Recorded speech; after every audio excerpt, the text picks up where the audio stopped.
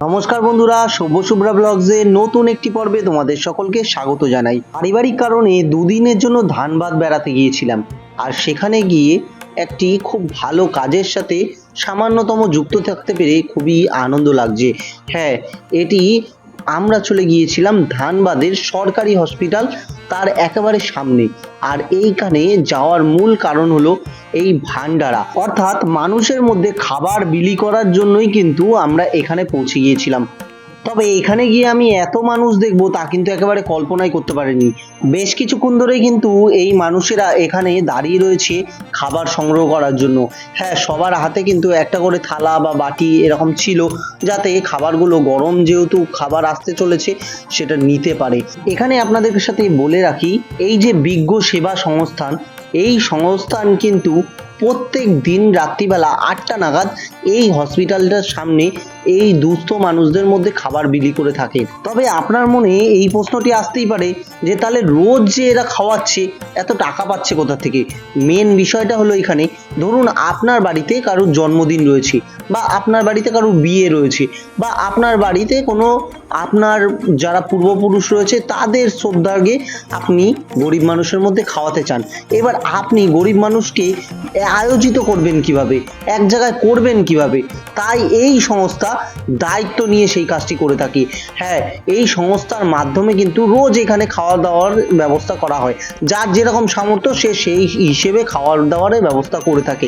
কোনোদিন খিচুড়ি হয়, কোনোদিন ভাত হয়, কোনোদিন কেউ পোলাও খাওয়ালো, কোনোদিন কেউ বিরিয়ানি খাওয়ালো, আর সমস্ত কিছুই কিন্তু এদের যদি টাকা দেওয়া হয় এরা কিন্তু সেই ব্যবস্থাটা করে থাকে। এইবার আরেকটি গভীর প্রশ্ন হলো, এমন তো হতেই পারে যে 365 দিন কেউ না কেউ ডোনেট করবে, এরকম তো কোনো ব্যাপার নেই।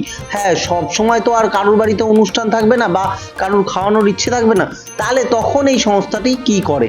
হ্যাঁ বন্ধুরা, তখন এই সংস্থাটি তাদের নিজেদের যে ফান্ড আছে সেখান থেকেই অর্থ ব্যয় করে এই দুস্থ মানুষদের জন্য একটু খাবার সংগ্রহ করে থাকে, আর সেগুলো তাদের কাছে তুলে দেওয়া হয়।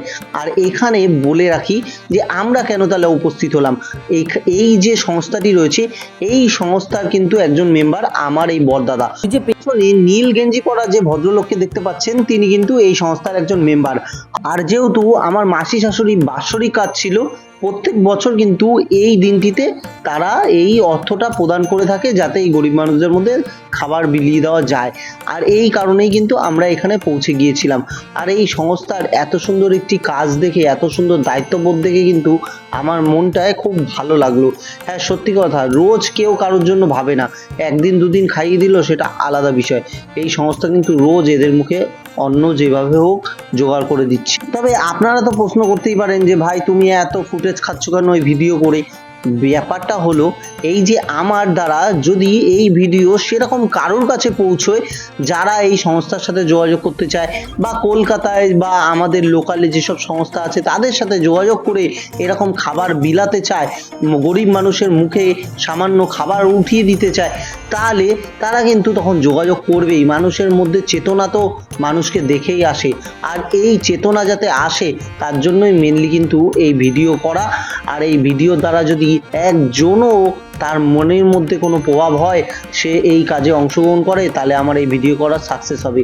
যাই হোক, এখানে গিয়ে কিন্তু আমরা সবাই মিলে এই কাজটি সম্পন্ন করলাম, করে মোটামুটি রাত্রি 9টার মধ্যে আমরা বাড়ি চলে এসেছিলাম।